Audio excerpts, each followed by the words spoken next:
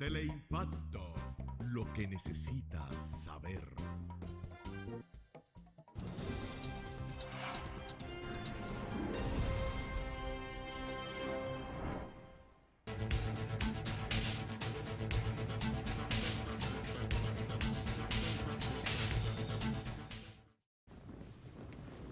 Saludos amigos televidentes, Luis, ¿te sorprendieron? ¿Me sorprendieron? Sí, sí, soy Chap.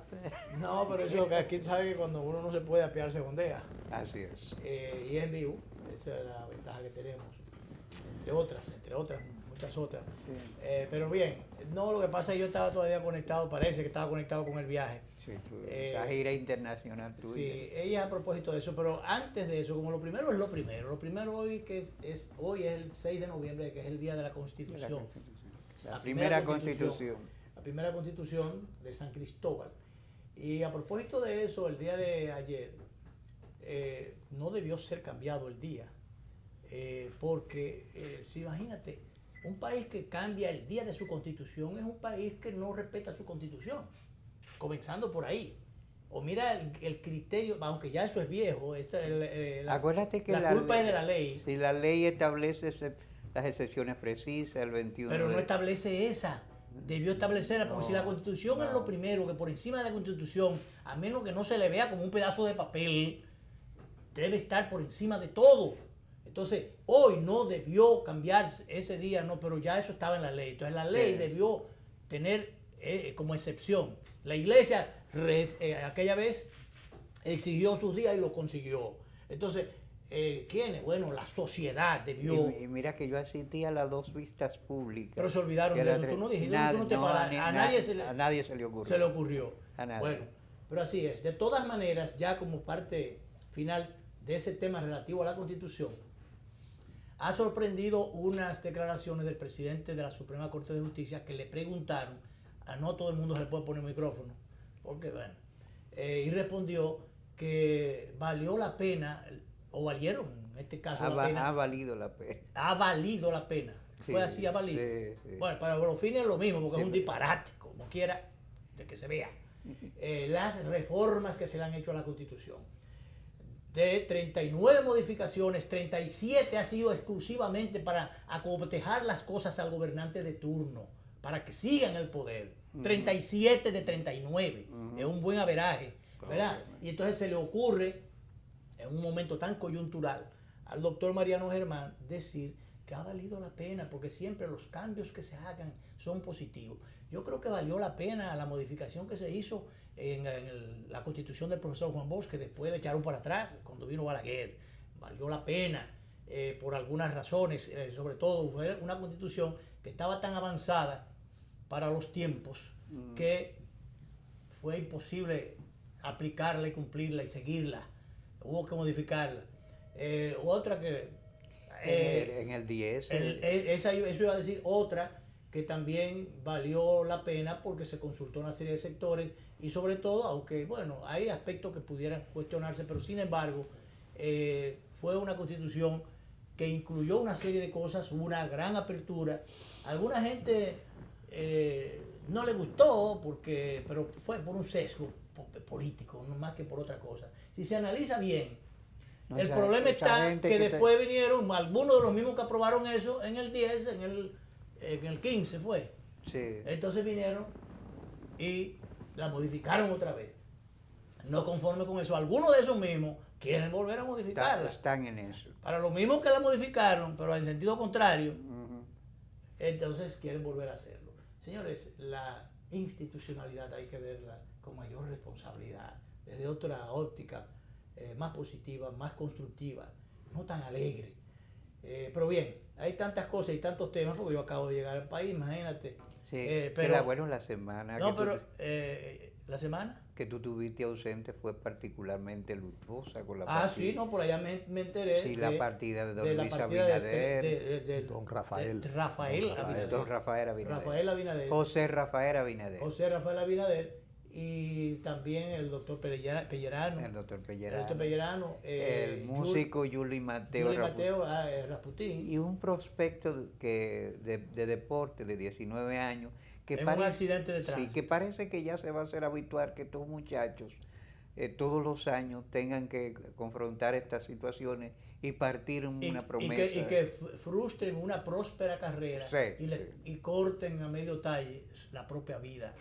Bueno, es que la fama, no todo el mundo, o el dinero, no todo el mundo soporta eso. Eso aloca a mucha gente. Pero bien, yo de todas maneras, y finalmente para dar paso a nuestro distinguido invitado de hoy, le voy a pedir permiso a él para poner un par de minutos de imágenes. Estuve por Bogotá y estuvimos en la Catedral de Sal y también la Catedral de Sal y en la Catedral se pusieron a la inversa, pues bueno, en la Catedral de Sal, ahí estoy yo, vestido propio para el recorrido, y la doña, la jefa de mi casa, está a la derecha. Esto es la primera maravilla de Colombia. Eso es la Catedral de Sal. Eso es una obra no exactamente de la naturaleza, una combinación, porque hay condiciones naturales y entonces el hombre se encargó de tallar en un recorrido de 1 kilómetro más o menos, de tallar bajo una túneles si se quiere, mira, esos son un simbolismo de las caídas que tuvo Jesucristo con el tránsito hacia el Gólgota. Tránsito, exacto, hacia el Gólgota, las caídas que tuvo cargando la cruz. Entonces, pero tú vas, eso es dentro de un túnel de sal, todo eso que está al lado, a ambos lados, esa parte blancuzca, eso es sal. Entonces eso fue tallado por el hombre. Sí, impresionante, ¿no? Es 1 kilómetro, es una obra impresionante, primera maravilla de Colombia. Entonces vamos a pasar a las otras imágenes lo más rápido posible porque tenemos un invitado. Bueno, eso es, bueno, y esto es esa, ya ahí es vamos a ver, sigan pasando las imágenes. Otra catedral. Tú te has convertido en un hombre muy religioso, Luis. Me han convertido. Sí. Allí, esto está, como que ahora me voy a Monserrate, la catedral de Monserrate. Allí, para subir allá, esos son alrededor de 3.000 y pico de metros. Hay que subir, ¿cómo que tiene? ¿Cuántos minutos? Okay. Bueno, que ya se acabó el negocio. Sí. Bueno, allí hay que subir en, ¿cómo que se llama? En una especie de vagón, tiene otro nombre, que no me acuerdo. Metrocable, le dicen. No, el metrocable es por arriba, cuando ya tú vas de regreso. Sí. Primero va por el cable, pero después te introduce incluso un túnel para subir allá arriba a 3.000 y pico de metros, una cosa tremenda. Y entonces allá está esta catedral. Y después cuando tú vas bajando, en el metrocable, ¿cómo se llama el de aquí?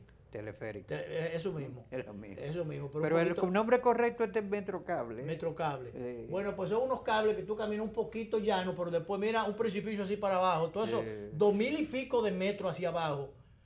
Yo no sé cómo frena eso. Pero lo cierto es que mira. Bueno, tú estabas encomendado a lo sagrado. Sí, así es. Y entonces una vista impresionante.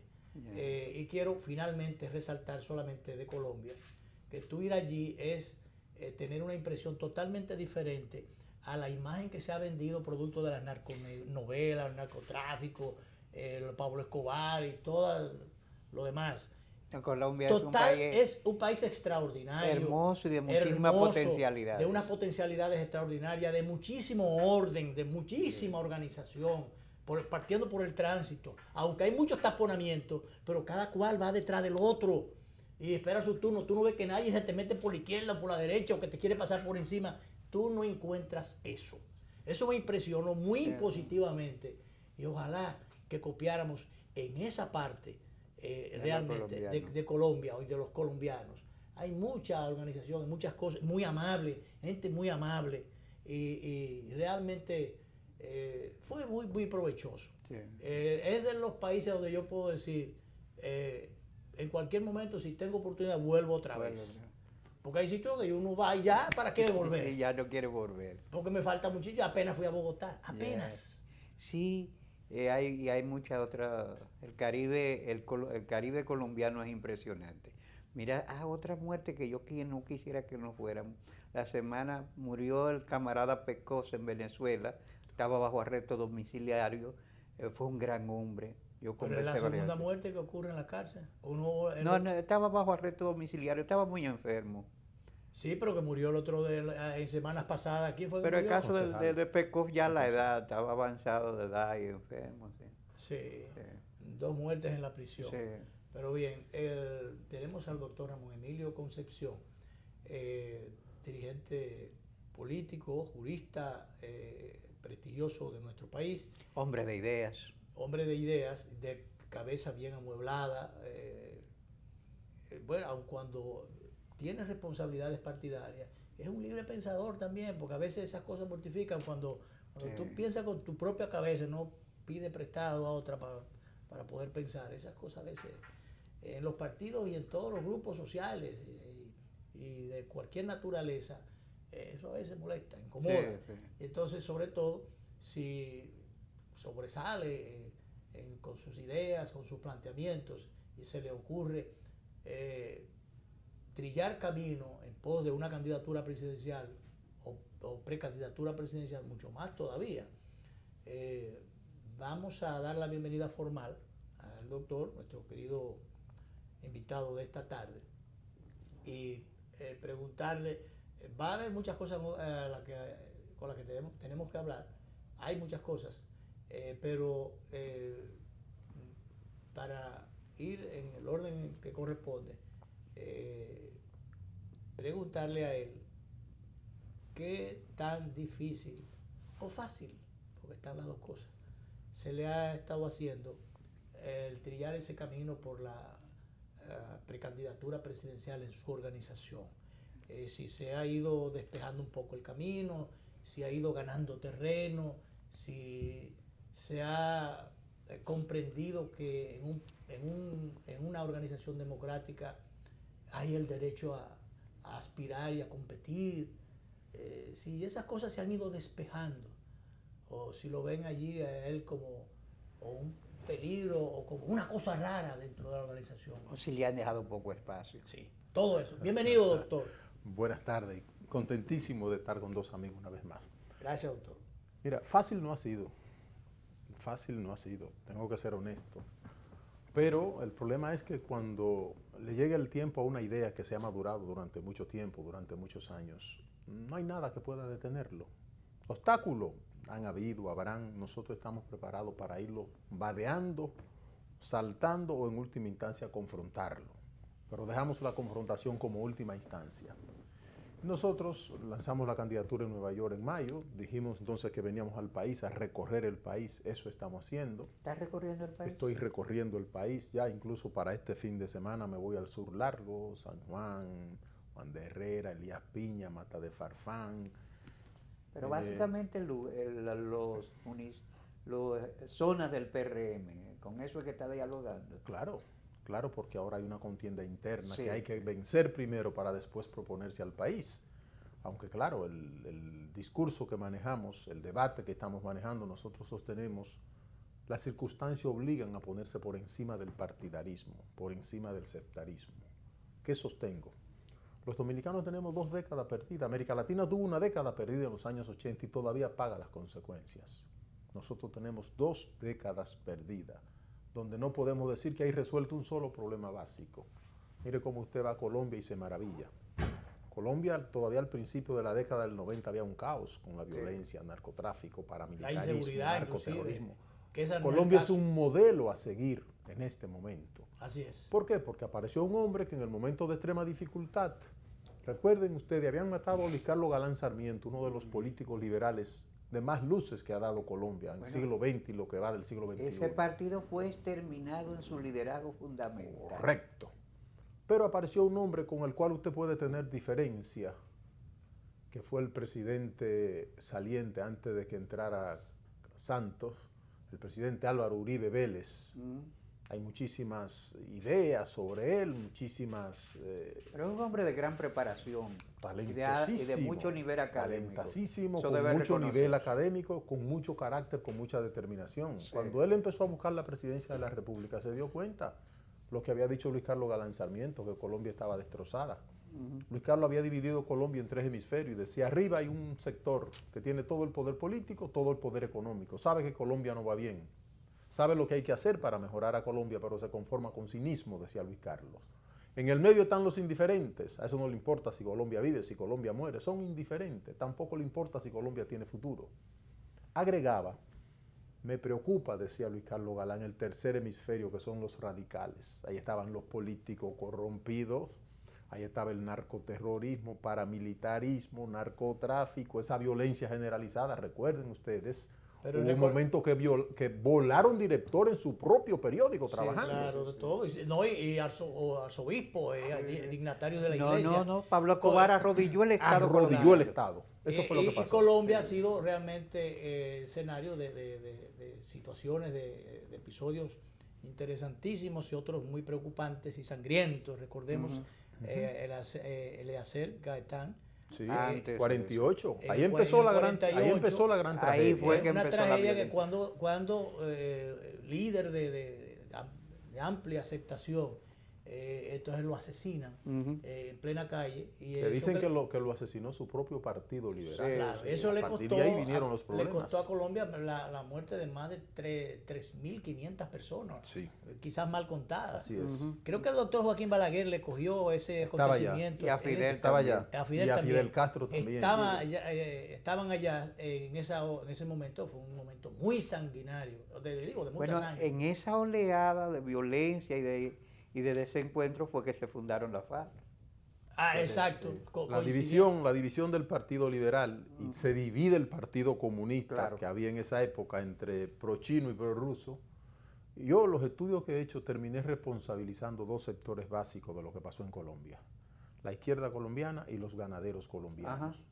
Que se Porque negaron a reformas. Se negaron a la reforma al principio, maltrataban los campesinos, entonces la izquierda, que se fue a la montaña, fruto de la división entre prorrusos y pro-chinos, empezaron toda esa ola de violencia que terminó entonces mezclado todo el mundo ahí con narcotráfico, paramilitarismo.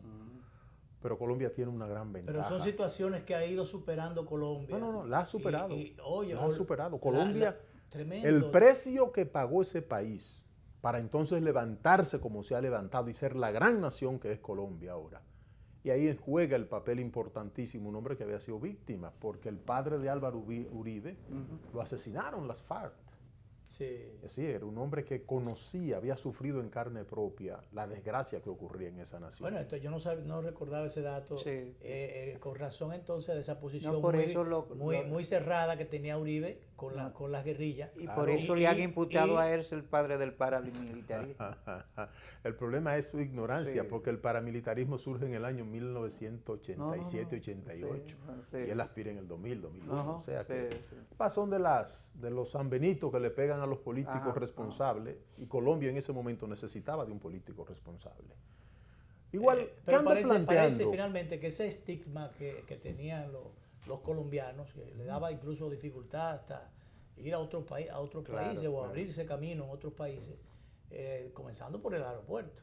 Eso era un lío. Sí, pero Luis, ya esas cosas se han ido Luis, superando. tienen que ver el precio que pagó. Solo entre soldados y policías hubo alrededor de 3.000 muertos. Sí, Ustedes recuerdan a Luis Horacio Cano, lo volaron en su propio periódico Sí, trabajando. sí. Volaron la Suprema Corte de Justicia, mataron los jueces. Es decir, que el precio que pagó ese país, solo un irreverente con una nación que paga un precio en sangre y en violencia como pagó Colombia, puede irrespetar una nación como Colombia. Así es. Esa es la verdad. Claro. Así Por es. eso, Bueno, doctor, entre nosotros- le voy a, Sí. dígame. No, dígame usted. No, lo que iba a decir que nos diera la anuencia para ir a una pausa. Perfecto. La primera Entonces, pausa, que a la perfecto. primera pausa, porque el tiempo va a todo lo que da, y entonces para aterrizar de nuevo aquí, y aterrizamos en el PRM Correcto. y en la realidad política de nuestro país. Nos vamos a la pausa, retornamos inmediatamente con el doctor Ramón Emilio Concepción, aspirante a la candidatura por su partido, el PRM. Vamos a la pausa.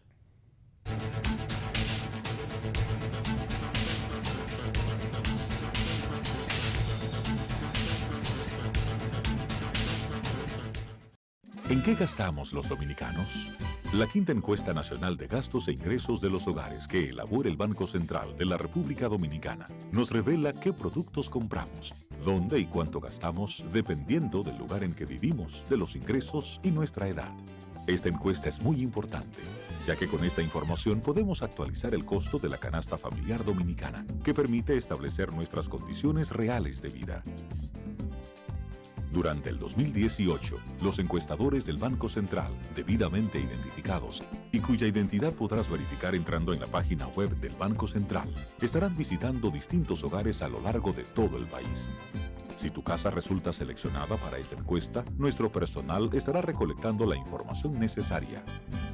Es fundamental que participes respondiendo de la forma más completa y honesta posible, para mejorar tu calidad de vida y alcanzar un mejor futuro. Contamos con tu apoyo. Banco Central de la República Dominicana, por la estabilidad y el crecimiento, con la participación de la Oficina Nacional de Estadística, ONE. Gánate 77,000 pesos esta semana, además de un premio final de 1 millón. Participas por cada 2,000 pesos de consumo semanal acumulado con tus tarjetas Banreservas o Credimás. Banreservas, el banco de los dominicanos. ¿Qué harías si te ganas 1 millón de pesos? 1 millón de pesos. Banreservas premia tus ahorros todas las semanas y te hace millonario. Por cada 500 pesos o su equivalente en dólares que incrementes en el balance promedio de tu cuenta de ahorros Banreservas, generas un boleto electrónico para ganar premios de 100,000 pesos semanales y un premio final de 1 millón de pesos. Banreservas, el banco de los dominicanos. El Banco Agrícola respalda a los productores con créditos suficientes y oportunos a bajas tasas y cómodos plazos para mejorar su rentabilidad y elevar la productividad, asegurar el abasto de alimentos e impulsar las agroexportaciones. Orientados por el presidente Danilo Medina, apoyamos la tecnificación, comercialización, la pequeña y mediana empresa campesina en todo lo que agregue valor a la agropecuaria. Ahorros, certificados financieros, registros de alquileres son parte de los servicios que ofrecemos para garantizar al país la seguridad alimentaria. Bagrícola, más que un banco, un aliado. Desde hoy inicio un recorrido por los 158 municipios del país. Visitaremos las ciudades y los campos. Visitaremos las lomas y los valles. Visitaremos los hogares humildes de la República Dominicana. Y lo haremos para escuchar al pueblo, lo haremos para aprender del pueblo y a partir de ahí iniciar una jornada indetenible con los más de 2 millones de ciudadanos que nos acompañarán para entonces volver a subir las escalinatas del Palacio Nacional. No hay marcha atrás, bajo cualquier circunstancia, es para adelante que vamos. ¡Viva la República Dominicana! Leonel 2020, 1 millón y contando.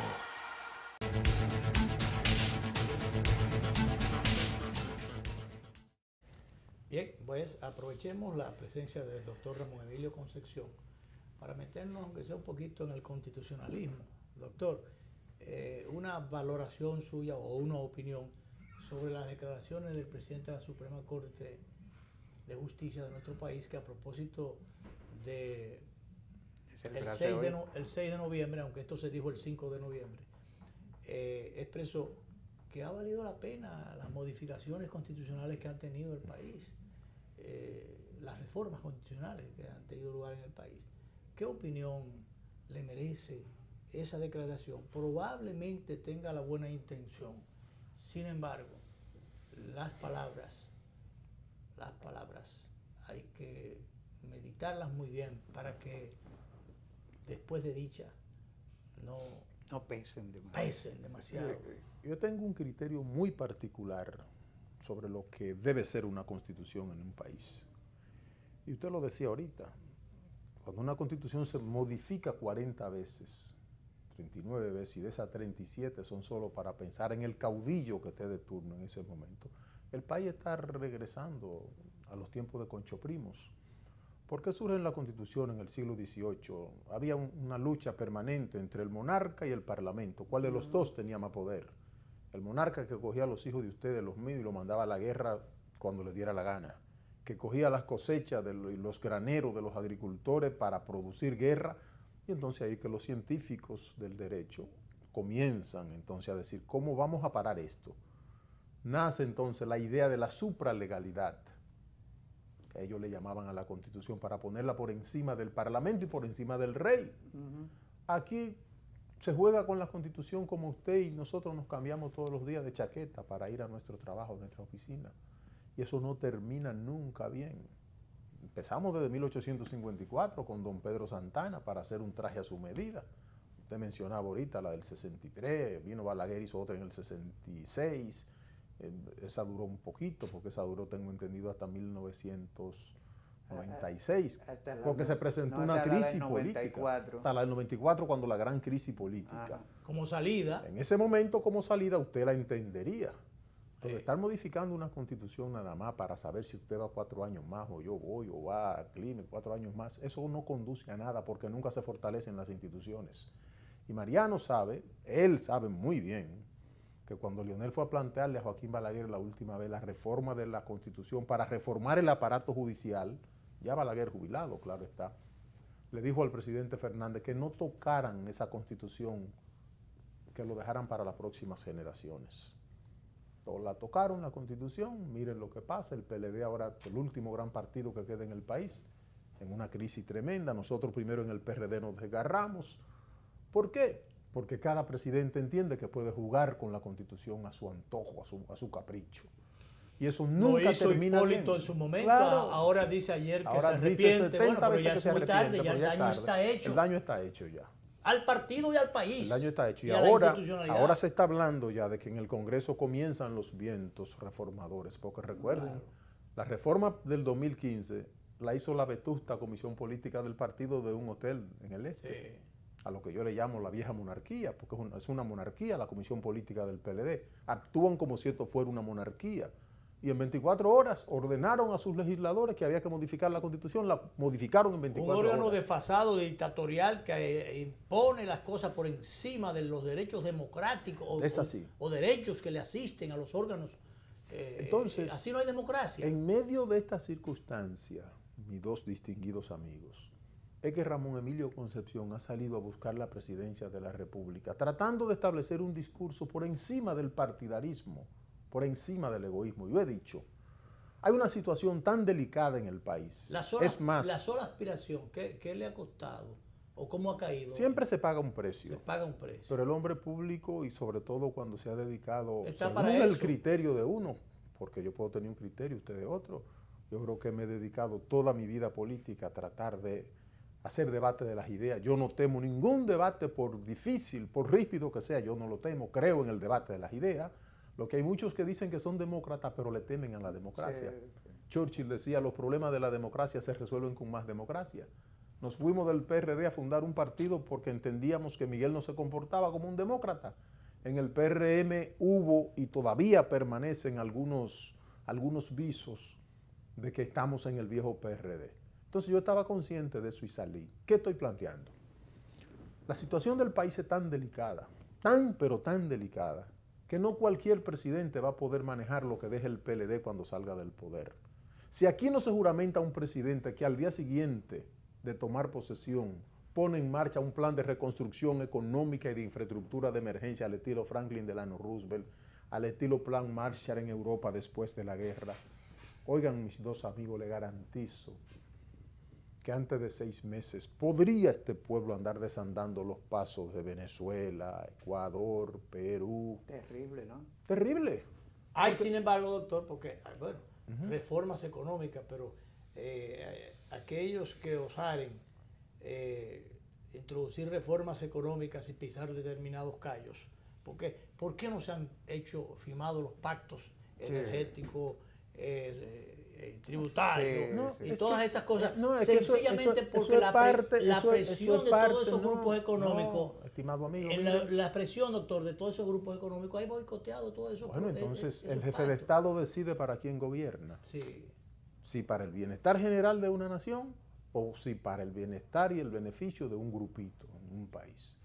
El político responsable sabe que se tiene que correr ciertos riesgos cuando quiere gobernar, Claro. para diseñar política para las próximas generaciones, no para las próximas elecciones. Porque en el campo de las reformas, por ejemplo, reformas estructurales que hay que hacer, sobre todo en el aspecto impositivo, a los pobres, a los que menos pueden o nada tienen, son a los que le cargan las Tienen todo. costillas. El cada salario día. mínimo de los trabajadores se le- dominicanos ronda equivalente al salario de 1979. Y se le tiene Oigan, temor a cobrarle a los que pueden pagar. Porque son cobardes esos políticos. Porque es el gran problema que hay aquí con el combustible ahora mismo. Es El combustible cobardía, incide en toda la es economía cobardía nacional. o complicidad, porque O muchas las dos veces cosas. los negocios envuelven O las dos cosas. a Porque mucha hay, gente. mire, estimado amigo, PLD tiene poder ejecutivo, poder judicial, poder electoral, poder constitucional, ¿cuál es el otro poder? El legislativo, el municipal, el poder mediático, lo tiene todo. Nada impediría, si esa gente tuvieran capacidad, nada le impediría a ellos gobernar para el beneficio general de la nación. El problema es que decidieron meterse a empresarios casi todos. Entren a la página de Cámara de Cuentas y de Procuraduría para que ustedes vean las declaraciones juradas de estos muchachos. Esos señoritos, Los que la han presentado. los que la han hecho. Porque hay mucha Pero gente ahí todo que- el mundo sabe que esos señoritos hasta 1996, salvo honrosas excepciones, esa gente tenían dificultad hasta para anudarse una corbata. Porque lo que andaban era privando todo en izquierdista hasta que llegaron al poder y con un periodiquito debajo de los brazos, vendiendo periódico viejo para probar que eran o con activistas. una alcancía. Entonces, tengo la firme convicción, no estaban preparados para gobernar este país. A un grado tal, no tienen técnico en agua, no tienen técnico en infraestructura, en economía ni hablar. Heredaron un gobernador de Banco Central de Joaquín Balaguer y todavía no tienen uno capaz de dirigir ese Banco Central, que lo único que ha servido es para adulterar datos y cifras de las cuentas nacionales, presentando un crecimiento Pero es verdad económico. que los PLD no tienen por quién sustituirlo. Bueno, pero Porque entonces verdad. eso es lo grave. Después que se pidió, Eso yo es lo recuerdo, grave. usted recuerda Porque como yo, nosotros con los cuando inicios- se pidió que le dieran el Banco Central y la corporación. Ujú. Y la Que corporación. en 3 meses que en resolvía. 3 meses se y al resolvía día el problema. siguiente la puso en pública subasta. Ese es el problema. Entonces con nosotros se puede tener todas las diferencias. Nosotros nos hemos preparado para un momento como este. Y por eso les decía a ustedes ahorita, cuando una idea le llega a su tiempo, detenerla no es fácil. Porque a veces penetra con más velocidad, con más impacto en la conciencia de un pueblo que el proyectil de una Col 45. Y el país anda buscando en quién confiar. En su partido, ¿Qué? doctor, se ha dividido, como en todos los otros partidos, hay dos sectores. Yo no creo, bueno, no voy a decir lo que voy a decir, pero bien, en dos sectores. Entonces, Pero esos dos liderazgos son tan dominantes como que centralizan, que cogen ayer- todo y no dejan yo- mucho espacio para... Vamos Ayer a el ver. presidente del partido decía que iba a tomar una decisión, pero que ya se la habían comunicado. Prácticamente dijo que la decisión la tomaron Luis y Hipólito y ellos lo Sí, iban a porque, hacer. porque son presidentes títeres. Son Ustedes- presidentes nada más para Paliza, recibir ¿no? órdenes. Sí, hombre, pero todo el mundo sabe lo que pasó en la convención. Sí. Paliza hace lo que le mandan Hipólito y Luis. Ya. Y él lo sabe, que lo que estoy diciendo es así. Entonces, un partido así Entonces, no ¿qué puede... espacio tiene usted? El espacio que estoy construyendo, a sangre y fuego. Yo estoy recorriendo el país, estoy recorriendo las bases del partido. Recuerde un momento, yo era de los principales colaboradores de Miguel Vargas en un momento, y nos mofábamos de Hipólito, porque Hipólito daba 2, daba 3 en las mediciones. Hipólito se bajó a trabajar. Trabajaba mañana, tarde, noche y madrugada en el partido. Yo estoy haciendo lo propio, vendiendo un discurso de esperanza. Yo estoy diciendo que de ser presidente, en los primeros 100 días yo produzco empleo para los jóvenes que están entre 18 y 32 años, alrededor de 300,000 empleos productivos. ¿Y en qué de áreas calidad. pudieran abrirse esos espacios, doctor? El espacio biopolítico. Esos espacios para empleos a los jóvenes que Falta, justamente... todo está por hacer, estimado amigo. Usted coge, por ejemplo, de San Cristóbal a Baní y encuentra 8 o 10 pobladitos que no tienen escuela, no tienen Ahí cuartel de coincide usted con policía. Hipólito, pero en una expresión. ¿Cómo así? Falta mucho por hacer. No, Sí, no, sí. no, no, yo digo falta todo por hacer. Todo. A nosotros nos falta energía. Claro, energía moral más que la eléctrica, pero nos falta energía, nos falta agua, nos falta transporte, nos falta empleo, nos faltan hospitales, nos faltan viviendas. Aquí hay un déficit de más de 1 millón de viviendas. Aquí no hay ciencia, no hay tecnología. Yo estoy proponiendo en salud de yo ser presidente, el Ministerio de Salud tiene que estar necesariamente administrado por un consejo de administración donde participen las universidades y donde participen las iglesias, obligatoriamente. Las universidades para acoger los principales hospitales como centros de investigación científica. Señores, ¿tú sabes lo triste que es? Nosotros en los años 70 teníamos alrededor de 26 laboratorios de investigación científica diseminados en todo el país. Hoy creo que queda uno. Uno creo que queda. Y la investigación agrícola se clausuró. Todo eso se clausuró. Agricultura y una serie de instituciones, universidades, tenían esos centros de investigación. En mi pueblo había uno. En mi pueblo había uno de agricultura, en Constanza. No se sembraba una semilla de nada si no pasaba por ese centro de investigación. Sí. Hasta el agua que se iba a utilizar para el regadío tenía que pasar por el análisis riguroso de ese laboratorio. Al final de la década del 60 teníamos una incineradora de basura en la parte alta de la ciudad. Sí. Todo eso fue desapareciendo. Nosotros teníamos un eje industrial de desarrollo que iba desde la Máximo Gómez con John F. Kennedy hasta la cementera Indubán, que es la única que queda. Hispano, Lavador, Sociedad Industrial Dominicana, Fábrica de Sacos y Cordelería, la cementera, todo eso era un eje industrial de desarrollo y todo eso fue desapareciendo. Usted habló, yo recuerdo haber visto a la Chá Chimenea ahí, eso que quedaba cerca al lado izquierdo del puente Duarte, ahí, en esa zona. ¿Y por qué no podemos tenerla ahora? O es que eso, el negocio impide, porque en vez de quemar la basura, hay que pesarle, incluso meterle piedra para que pese más. Correctísimo. Y entonces, echarle agua. qué sé yo, ¿por qué no podemos tenerla ahora? Si lo teníamos, hay tantas cosas que teníamos hasta el metro, trenes y cosas por allá, por los 800. Claro, en 1800 y tanto teníamos tren. Y sin embargo ahora estamos más atrasados. Más atrasados. Eso es lo que digo. Se dan, yo creo que dos cosas. Políticos con mentalidad de ventorrillo. Y yo digo, si los chinos pudieron, si pudo Norteamérica, si pudieron los rusos, si pudo Francia, ¿por qué no podemos los dominicanos? Tenemos directivos que tienen mentalidad de este tamaño. Y eso se mezcla con lo que usted dice. ¿Cuál es el problema que hay con los combustibles aquí? ¿Que es el negocio de los políticos asociado a algunos empresarios? Usted busca quiénes son los dueños de bomba, senadores, ministros, presidente, expresidente. Es un lío. Militares.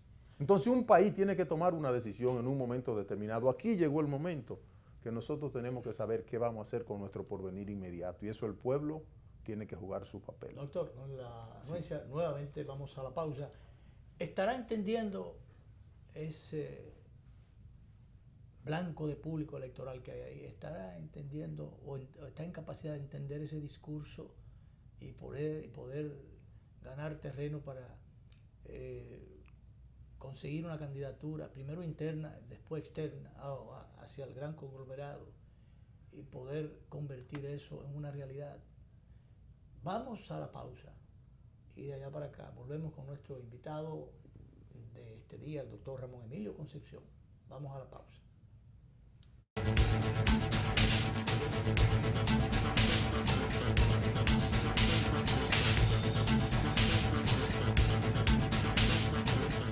Sabor a casa y a mis recuerdos, a tradiciones y colores de mi pueblo, el mismo aroma de todo el tiempo, el sabor que inspira y a mí me enamora. El sabor de mi pueblo ese que siempre llevo dentro junto a todos mis recuerdos, porque la buena amistad sabe a café, el aroma que inspira, el sabor de todo un pueblo que despierta con aroma, que inspira y enamora. El sabor de todo un pueblo que despierta con aroma, que inspira y enamora como el mejor café. Café Santo Domingo, sabor que empieza en el aroma. Tu café de siempre. Gánate 77,000 pesos esta semana, además de un premio final de 1 millón. Participas por cada 2,000 pesos de consumo semanal acumulado con tus tarjetas Banreservas o Credimás. Banreservas, el banco de los dominicanos. ¿Cuál es tu historia? Yo soy hijo de la agricultura y siento amor por sembrar una mata. han pasado la vida sembrando habichuelas. Y para sembrar habichuelas hay que pelar las lomas. Todas esas montañas, toda esa loma por ahí, la gente la chapeaba. Pero ahora están motivados a que si se le apoya, en vez de sembrar habichuelas, van a sembrar aguacate y van a sembrar café. Se ha comenzado con un plan piloto, un proyecto de reforestación que llegue a todos. Va a ser el cambio, va a ser la transformación, va a ser la esperanza y la vida de nosotros. En Elías Piña, San Juan y Azua ya están en marcha los proyectos de reforestación del gobierno. En esas provincias se destinarán cerca de 2.500 millones de pesos para recuperar más de 200.000 tareas con árboles frutales y café. Juntos hacemos historia. Gobierno de la República Dominicana, con la gente y para la gente.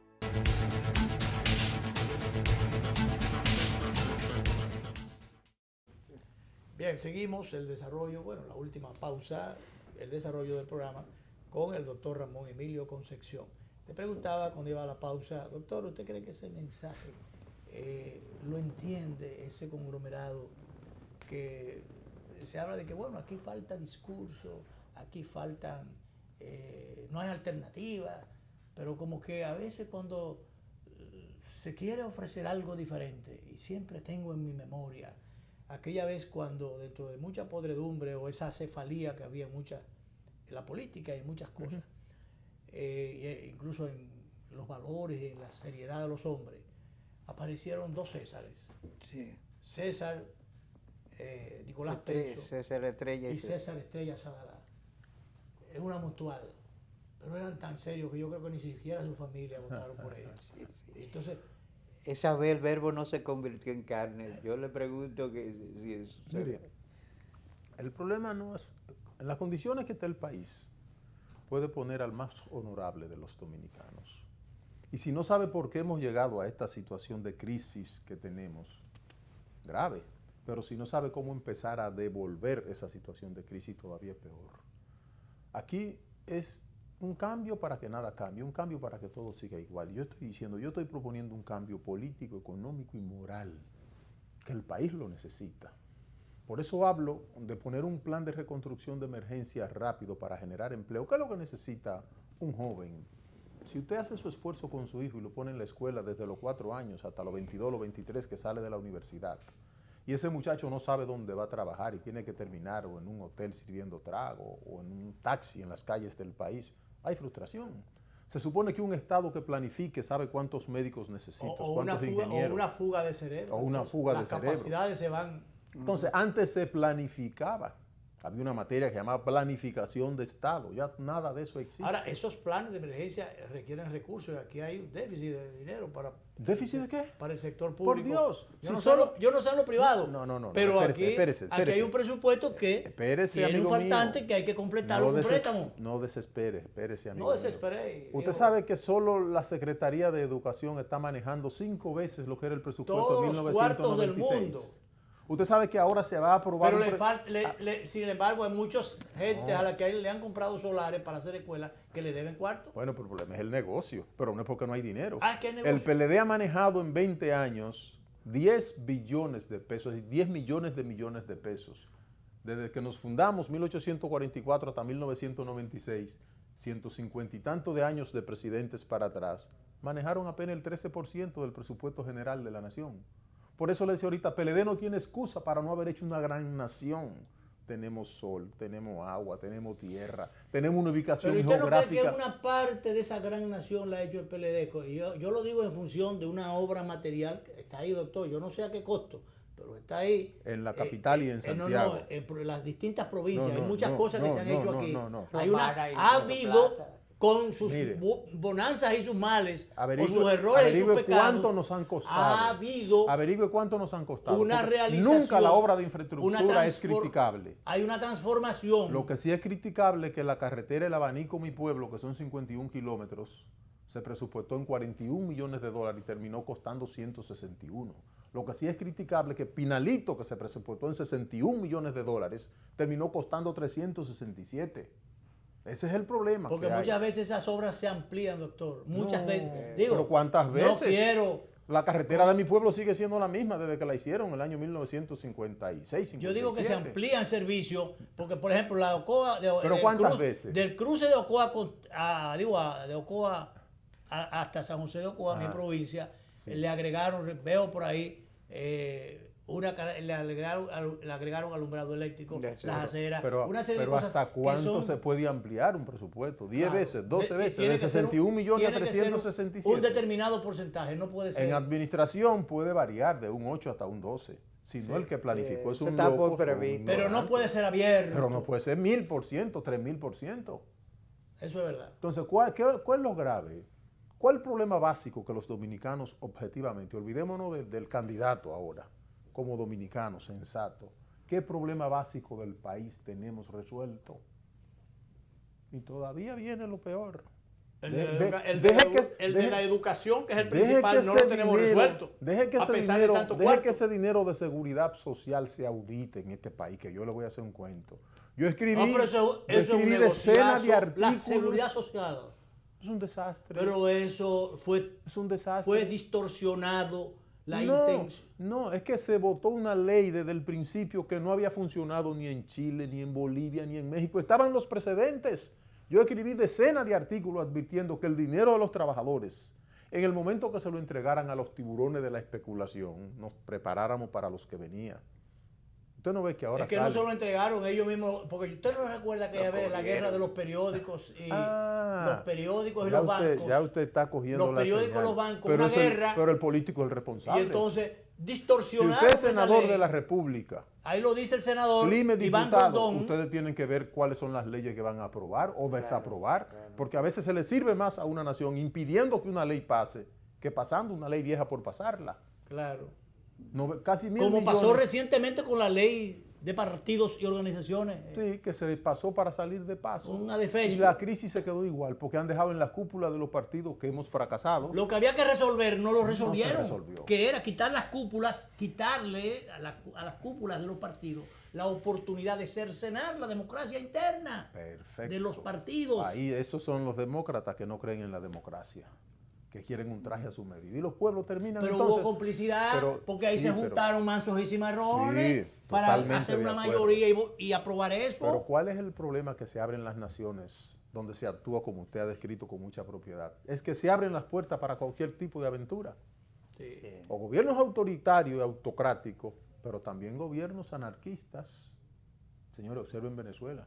Sí, Copellanos y Adeco duraron 42 años mangoneando una nación inmensamente rica. Hace 60 años Venezuela era 12 veces más rica que China. Se destruyeron y destruyeron a la nación. ¿Usted oyó el dato? Hoy vi ayer una gráfica, una fílmica donde estaban un país productor de petróleo haciendo fila para comprar combustible. Luis, Venezuela en los años 60 era 10 o 12 veces más rica que China. Argentina llegó a ser la quinta economía del mundo en un momento determinado. Sí. Nosotros en los años 40, cuando éramos una pequeña potencia industrial para la región, nosotros exportábamos 10 veces lo que exportaba Corea, que no se había dividido en esa época. Cuando Corea exportaba 108 millones, nosotros exportábamos 507. ¿Qué pasó después? Las Coreas exportan cientos de miles de millones de dólares y nosotros para decir que exportamos 10.000 millones tenemos que meter turismo y zona franca, que ningún país lo mete en su Producto Bruto Interno, porque eso está exonerado de todo, de los males que usted decía ahorita. El empresario nacional tiene que pagar todos sus impuestos. El que viene a una maquiladora ni paga impuestos para traer materia prima, pero tampoco paga impuestos para exportar manufactura. Entonces es un privilegio que un gobierno, un gobernante que quiera ser sensato y pensar en el futuro de su nación tiene que revisar y tiene que corregir. Esa es la delicadeza que tenemos. ¿Y cómo usted llega al poder si realmente... El pueblo que decida. El pueblo. El PLD llegó al poder porque el pueblo decidió ponerlo y ha decidido al margen de lo que se pueda decir, de las trampas que hace. Bosch y Balaguer se pusieron de acuerdo y levantaron la mano. Pero fue con votos. Fue con votos. El error fue que no estaban preparados para gobernar un país con tantas necesidades como el nuestro. Doctor, y no era porque aquí había que hacerlo todo. Usted dice que hay que hacerlo. Había que hacerlo todo, porque ha habido una gran transformación. Insisto, que no sé a qué costo, pero ha habido una gran transformación. Ha habido sus problemas, ¿verdad? Pero algo tenían que hacer, estimado amigo. Algo ¿Usted no. cree que nada más era acumular la fortuna que han acumulado? Han hecho muchas cosas. Sí, pero han manejado Pudieron haber hecho más. Han manejado 10 billones de pesos. 10 billones. Pudieron haber hecho más. ¿Usted se imagina que solo una cartera esté manejando 5 veces lo que era el presupuesto general de la nación en el año 1996? Han hecho muchas cosas. Por ejemplo, han salido 2 proyectos presidenciales de ahí de educación, con el famoso 4%. Que ese 4% Un se disparate, coge, un 78% se coge para personal administrativo. Distraer la educación para meterse a políticos, pero técnicos el políticos. Usted estaba de viaje, usted no vio un trabajo que salió la semana pasada aquí. El 4%, ¿usted sabe para qué ha servido? Para personal administrativo en la educación. Bueno, O sea nosotros siempre dijimos que ese 4% no había la estructura ni la visión para administrarlo. Bueno, pero mire, eso lo dijo Fernando Mangual sentado pero ahí. Mire cómo lo están administrando. Escúcheme, lo dijo muy temprano Fernando Mangual, que es un gran planificador semi-retiro. PLD no tiene un planificador como Fernando. Y Fernando dijo, antes de que se aprobara eso, dijo, aquí no hay capacidad instalada para poder pero aplicar oiga este dato. En ciencia, en investigación y formar el personal docente, en el 2012 se gastaban 5.100 millones. Al 17 se gastan 17.000. Pero en personal administrativo en el 2012 se gastaban 10.000 millones, ahora se gastan 92.000. Entonces se pensó en educación para votar el 4% y manejarlo como se está manejando. No. Da tanto dinero que ahora hay desayuno, hay tanda extendida. Yo no sé si hay profesores, doctor. A mí me daban desayuno. Yo no sé. A mí me daban desayuno en mi tiempo de escolar. Yo alcancé algo, me daban el trópico. Yo alcancé una colita de eso. Entonces a mí no me van a deslumbrar con eso, porque ahora lo que andan es dándole a los niños suerito. Y le dicen que es leche y es suero de mala calidad. Y se intoxican nuestros niños. A nosotros nos daban verdadero desayuno escolar. Recuerdo ese trigo que nos daban a nosotros. Y un chocolate formidable. Unas arepitas que hacían Doña Olimpia allá en Constanza. Acompañado de un guineo. Ellos pueden allantar a estos muchachos que tienen menos de 20 años. Pero a los que tenemos, la edad que tenemos nosotros, no. Hemos pasado por todos esos cuentos. Su partido anda bien, doctor. Vamos a mejorarlo. Yo estoy trabajando para que lo mejoremos. Estamos trabajando para mejorarlo. Si no se pone a la altura de las circunstancias, el país no va a pasar por encima. El país demanda ahora mismo desprendimiento, entrega, patriotismo. De lo contrario, preparémonos, que puede surgir cualquier gobierno aventurero. Finalmente, doctor, de eso de que el partido que en un momento aprueba una cosa pero hace otra. Bueno, el pueblo está observando. El domingo tienen una reunión importante. Sí.